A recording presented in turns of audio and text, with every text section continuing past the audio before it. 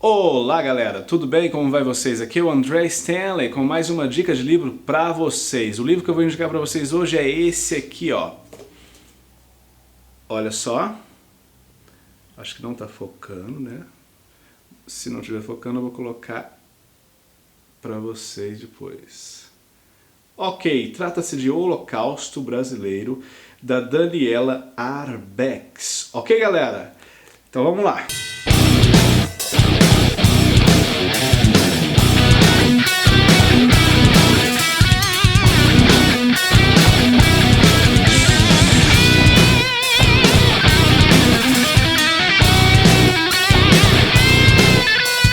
Antes de mais nada, pessoal, gostaria de falar para vocês dar um like aí no vídeo, se inscrever-se no canal, porque é um canal que a gente está começando agora e a gente precisa do feedback de vocês.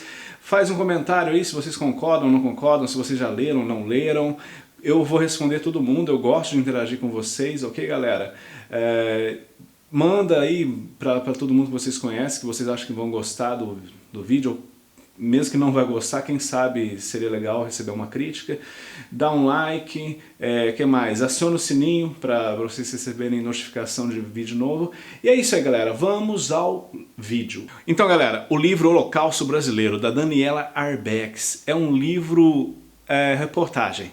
A autora é uma repórter já conceituada, com vários prêmios, várias obras do segmento, né? E nesse caso aqui, ela mergulha profundamente na história do tratamento dado aos pacientes psiquiátricos no Brasil até muito pouco tempo atrás, né? Ele foi publicado pela primeira vez em 2013. Essa edição que eu tenho aqui, que eu mostrei para vocês, é de 2019, é uma edição mais recente. E o livro destaca o quão sofrida era a vida dessas pessoas que eram internadas no Hospital Colônia, na cidade de Barbacena, em Minas Gerais. Esse livro se tornou um relato de extrema importância, né, nas discussões sobre o tratamento dado aos doentes mentais no Brasil. E a autora realiza uma profunda pesquisa documental para revelar os abusos, né, e as negligências e também as violações dos direitos humanos que ocorriam diariamente no Hospital Colônia. Ela coletou relatos de ex-cuidadores, ex-funcionários, enfermeiros e também de vários sobreviventes deste morticínio que foi o Hospital Colônia de Barbacena.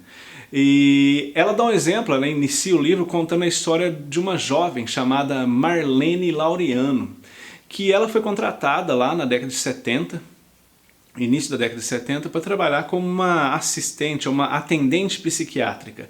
Ela não era formada na área, mas eles não faziam caso disso, entendeu? E a Marlene, ela, no primeiro dia de trabalho dela, ela já conseguiu notar como que seria o trabalho dela lá. E ela se desiludiu, né? Aquele que seria um trabalho, o primeiro trabalho dela, né? No hospital lá, famoso e tal, e ela viu o tratamento que aquelas pessoas recebiam e ela simplesmente se desiludiu. A autora, ela narra um trecho que é bem explícito sobre como a Marlene se sentiu quando ela teve contato com aqueles doentes. Eu vou ler aqui o trechinho para vocês. Ao esfregar a vassoura contra o piso, a jovem viu o emprego dos sonhos transformar-se em um pesadelo. Começaram a trabalhar num campo de concentração travestido de hospital.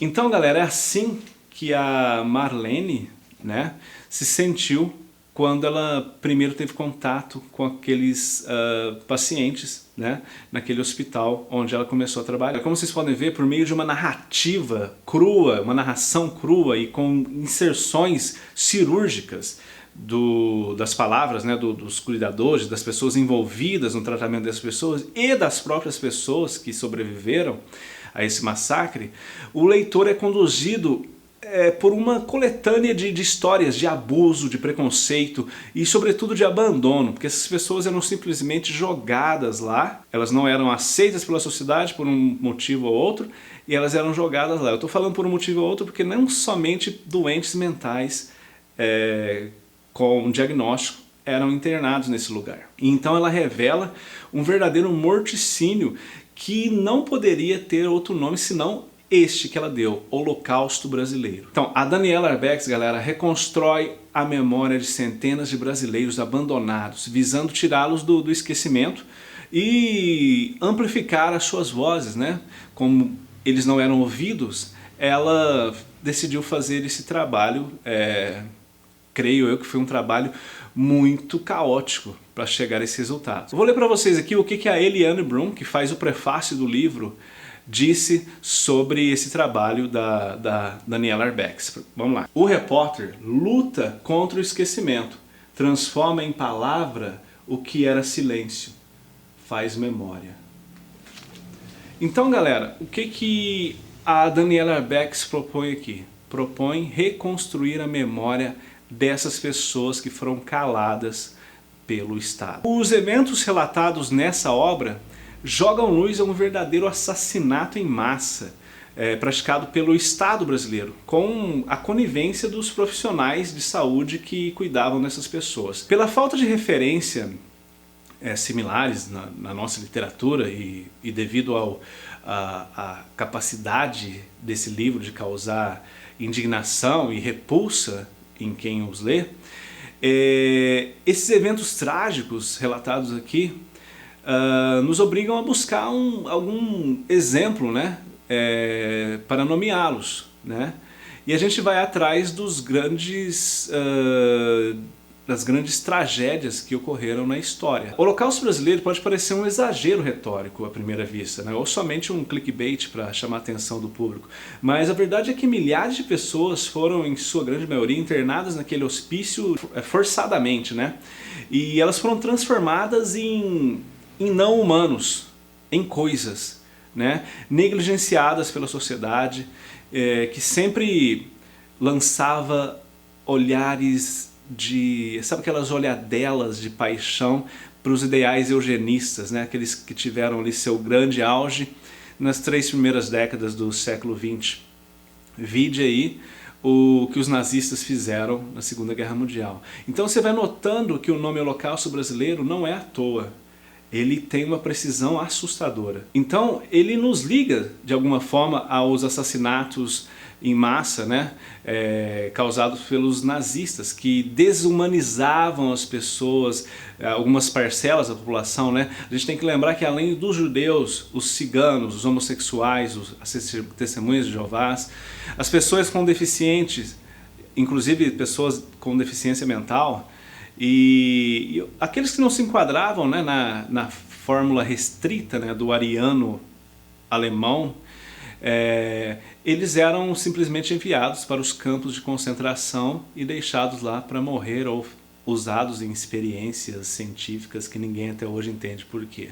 Então, galera, neste livro aqui nós temos delinquentes, mães solteiras, mendigos, negros, alcoólatras, homossexuais, opositores políticos de algum figurão de alguma cidade no interior, pobres em geral, e pessoas sem documentos que eram de alguma forma rejeitadas, né, pela sociedade. Eram esse tipo de gente que encontravam seu destino dentro dos pavilhões, né, do Hospital Colônia.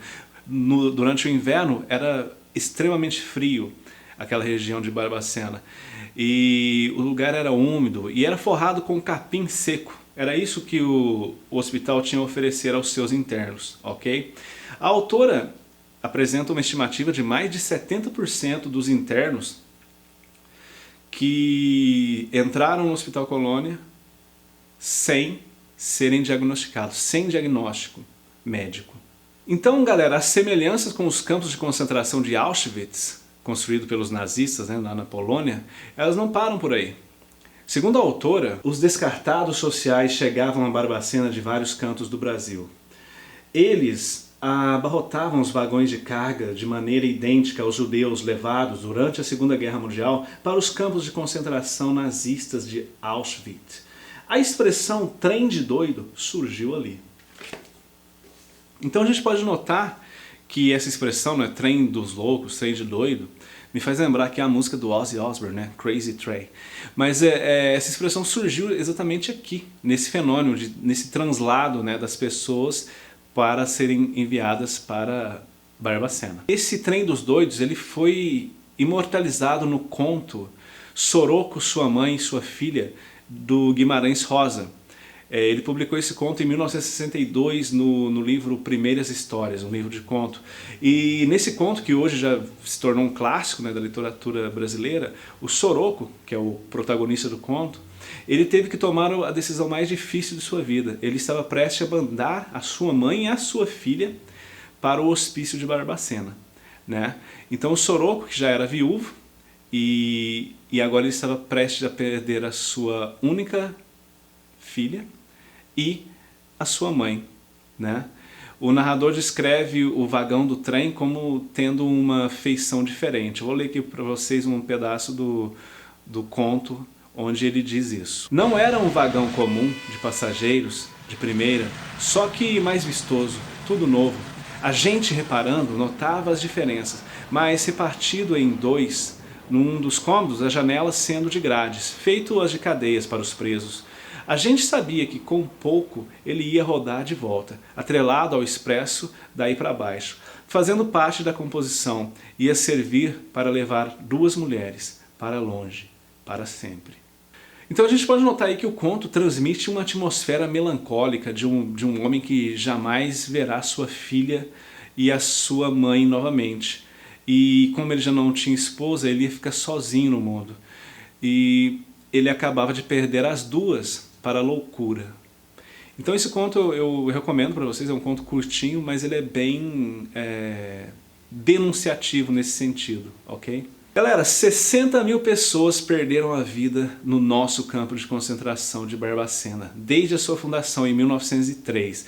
Nem mesmo depois de mortos, essas pessoas tiveram paz. Um dos capítulos aqui, galera, particularmente mais perturbador, eu diria, trata da venda de cadáveres do Colônia para faculdades de medicina. E aqui diz o seguinte, que entre 1969 até 1980, se estabeleceu um verdadeiro comércio de cadáveres que saíam do Hospital Colônia para várias faculdades de medicina em todo o Brasil. Segundo o levantamento aqui da autora, foram vendidos 1.823 corpos durante esse período, né, saídos do Colônia. Essas pessoas morriam de fome, de frio, de desnutrição. Para você ter uma ideia, galera, o esgoto que cortava os pavilhões, e ele corria pelo pátio, e ele era fonte de água para os internos beber, então eles bebiam dessa água. A autora também, em uma parte do livro aqui, ela faz uma breve apresentação de um dos maiores intelectuais que já abordou o tema da loucura. No capítulo Turismo com Foucault, né, a autora revela uma visita do eminente filósofo francês, Michel Foucault, a Minas Gerais. Isso ele foi lá na década de 73, para ser mais exato, que ele veio aqui no Brasil para uma série de palestras que ele ia dar em várias faculdades. O Foucault, para quem não conhece, ele é o autor do livro mais influente sobre a loucura, né, no campo acadêmico, vamos dizer assim. E quando ele publicou o livro História da Loucura, em 61, que era o seu projeto, né, de doutorado, o seu nome passou a ser tipo um baluarte, né, para os defensores do fim das internações manicomiais. Segundo o psiquiatra Ronaldo Simões Coelho, ele que acompanhou Foucault durante a sua passagem pelo Brasil, segundo ele, o filósofo ficou impressionado com a realidade da loucura nos hospitais mineiros. A Daniela Arbex, galera, não foge à polêmica briga que envolve a luta antimanicomial no Brasil. E nessa briga a gente tem aí personagens de peso aí da literatura brasileira, como o poeta Ferreira Goulart, que tinha 2 filhos com esquizofrenia, e ele se mostrou muito hostil às propostas de reforma psiquiátrica no Brasil. E eu concluo com essa briga, né, esses dois lados, né, a pessoa que defende a internação e a pessoa que defende a não internação, que a briga deles gira ao redor de termos e nomenclaturas que parecem não estar claros para ambos os lados, né? Tipo, porque a reforma psiquiátrica no Brasil, ela não diz que o doente não pode ser internado, mas isso tem que ser como uma última possibilidade, né? A retirada, digamos assim, a internação, a retirada da liberdade do indivíduo tem que ser pensada como um caso extremo, né? Então tem muita narrativa dramática aqui e às vezes as pessoas não entendem direito quais são os argumentos que ambos os lados usam, porque ambos os lados têm argumentos interessantes. Então essa batalha retórica ela se tornou pública entre o Ferreira Goulart e o deputado Paulo Delgado, deputado federal por Minas Gerais, que foi ele que propôs a lei que previa descontinuar o sistema de internação dos doentes mentais em hospitais fechados. O Goulart, ele chamou o deputado, né, o Delgado, de cretino, dizendo que o deputado não entendia o que era ter uma pessoa com esquizofrenia em casa. Eu vou ler para vocês aqui o trechinho que o Ferreira Goulart critica o deputado. Vamos lá. Esse sujeito é um cretino, não sabe o que é conviver com pessoas esquizofrênicas que muitas vezes ameaçam se matar ou matar alguém.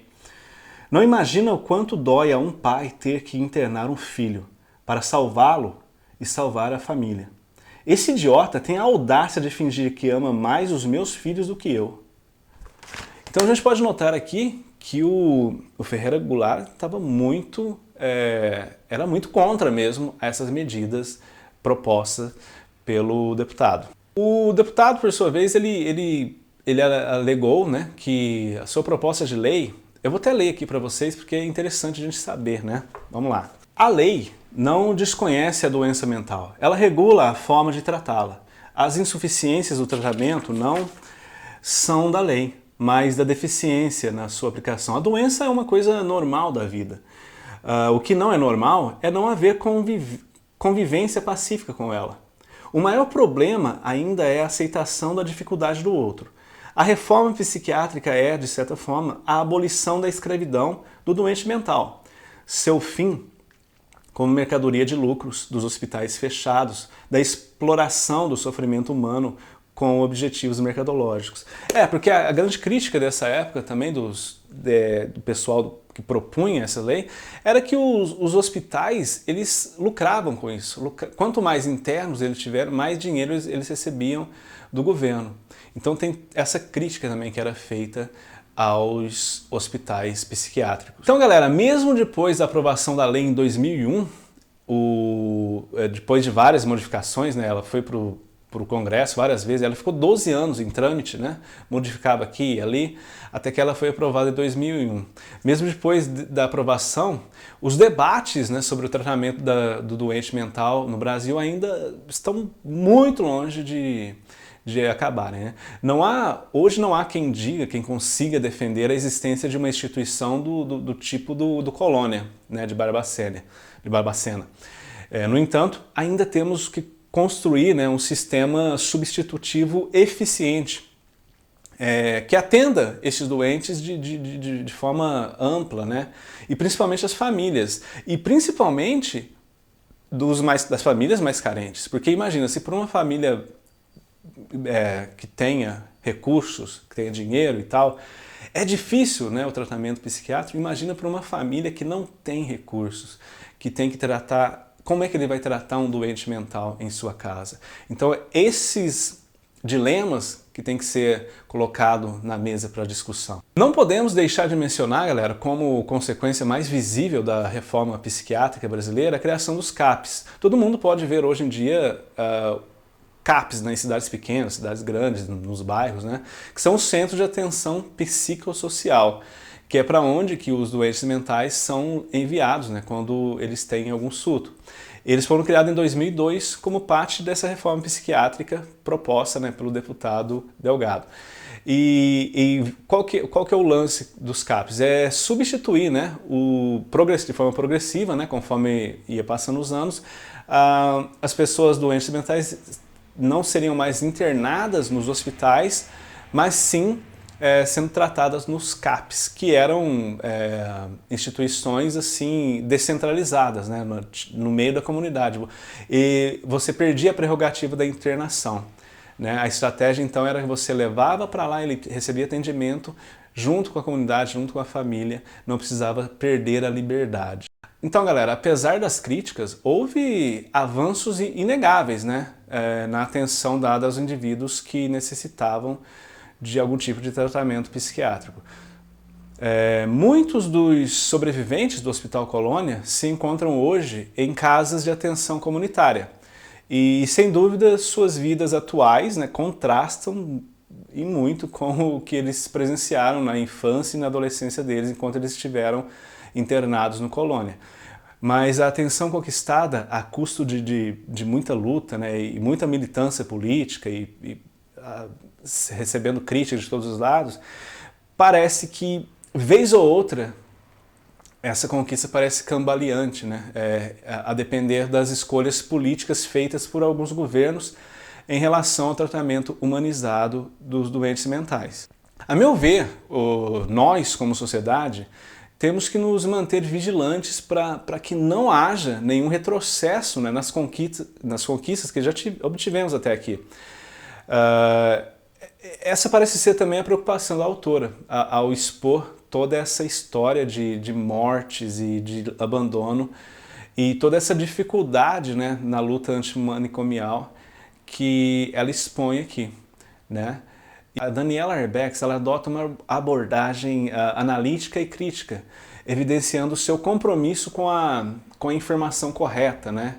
E mesmo que isso possa causar náuseas, né, nos leitores, porque não é um livro fácil de ler,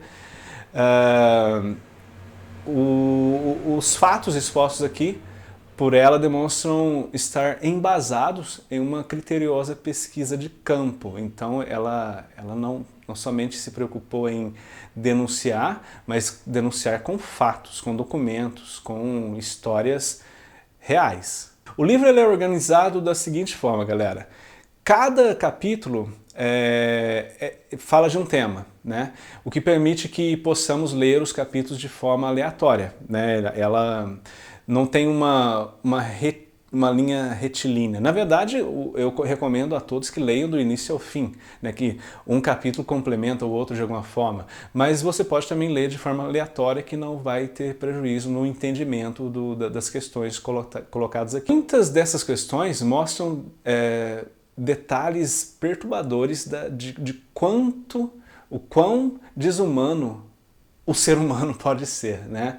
Ela também, nessa edição que eu tenho aqui, ela tem uma exposição de fotos muito interessante, algumas fotos de página inteira, bem perturbadoras, né, que mostram os internos na época que o hospital ainda estava em atividade. Inclusive a foto da capa também ela é bem denunciadora, né? Parece uma prisão, né? E muitas dessas fotos você vai ver os pacientes nus ou seminus de forma esquelética, que vão também nos remeter àquelas famosas fotos, né? Daquelas fotos mais conhecidas, né? Dos prisioneiros de Auschwitz. Então aí mais uma ligação com esse evento histórico do Holocausto nazista. O livro ele é respaldado por uma ampla pesquisa jornalística, além de uma riquíssima coletânea de depoimentos, né? Ex-pacientes, ex-funcionários, todos esses depoimentos são usados de uma forma ilustrativa para contrastar visões peculiares e divergentes, né, dos envolvidos sobre o que aconteceu dentro daqueles muros do Colônia. O que nos faz, né, compreender como que o ser humano é capaz de naturalizar a morte de alguém somente por ela ser diferente e não se enquadrar na sociedade que a gente deseja que exista. Então, galera, o Holocausto Brasileiro revelou verdades perturbadoras sobre um dos maiores campos de concentração do Brasil, que funcionava sob a fachada de um hospital psiquiátrico, que encarcerava desde mendigos sem perspectivas de vida, de futuro, até filhas de coronéis que engravidavam na adolescência e eram coercitivamente enviadas para lá para terem suas existências apagadas da memória das famílias, proeminentes famílias que não poderiam ser sujas por meninas que saíam por aí fazendo o que queriam, né? Então é muito triste as histórias que nós temos aqui. Esse livro gerou várias discussões no debate público e foi usado como base para um documentário que foi rodado em 2016, produzido pela HBO. E tem o mesmo nome, Holocausto Brasileiro. Esse documentário ele ficou disponível no YouTube durante muito tempo, eu acho que ainda está disponível lá, mas agora recentemente ele foi colocado no catálogo na Netflix, então se vocês quiserem assistir, está lá, Holocausto Brasileiro, né, na Netflix. O mais assustador de tudo, galera, é notar que 10 anos após a publicação do livro e dos relatos, né, de melhoras no atendimento psiquiátrico e tal, com várias coisas ainda a serem melhoradas, o mais assustador é ver que ainda temos o risco de retrocesso. O retrocesso está sempre à espreita. Segundo uma matéria do portal O Globo, de fevereiro de 2023, ela diz o seguinte, galera: Centro de Atenção Psicossocial, CAPS, não tem nenhum aumento de recursos financeiros desde 2011. Então, galera, os CAPS eles estão também abandonados pelo poder público há mais de 10 anos, há muito mais de 10 anos.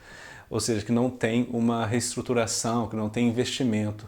Em contrapartida, olha aqui, uma portaria do Ministério da Saúde de 2017 aumentou o investimento nos hospitais psiquiátricos que ainda estão em atividade, porque a reforma psiquiátrica ela não prevê a extinção de todos os hospitais, mas sim uma redução de leitos, né? Mas então o governo, na época de 2017, era o Temer. Então, no governo Temer, houve um investimento nos hospitais psiquiátricos, ainda em atividades, o que vai totalmente contra, né, as políticas que vinham sendo adotadas na reforma psiquiátrica desde 2001. Estão notando que tem ali um problema político, um problema social, um problema de esquecimento da sociedade. Eu recomendo esse livro para todos que queiram se informar sobre um pedaço muito incômodo, muito perturbador da história contemporânea brasileira e que tenham estômago para tal. Ok, galera? Então é isso aí. Assine o canal, dê um like e dê um clique aí no sininho para vocês receberem notificação. E eu gostaria de saber de vocês, se vocês já leram esse livro, se ainda não, o que vocês acharam. E é isso aí, galera. Eu quero mais interação com vocês, é isso. Só lembrando aqui que todo esse conteúdo que eu disponho aqui no YouTube, vocês podem encontrar ele transcrito lá no meu blog, que é o blog do andrestanley.com/blog, e lá vocês podem encontrar mais coisas. Eu falo sobre heavy metal, rock and roll, literatura e tudo mais. É isso aí, galera. Hasta la vista. Acho que deu, né? Então, galera, vamos lá. O livro Holocausto Brasileiro, da Daniela Arbex, é um livro-reportagem. A autora é uma repórter renomada e premiada, com vários livros no segmento de reportagem, né? E ele mergulha profundamente na... Sai daí, sai pra lá. Não é possível, cara. Tem um gato aqui que não me deixa em paz.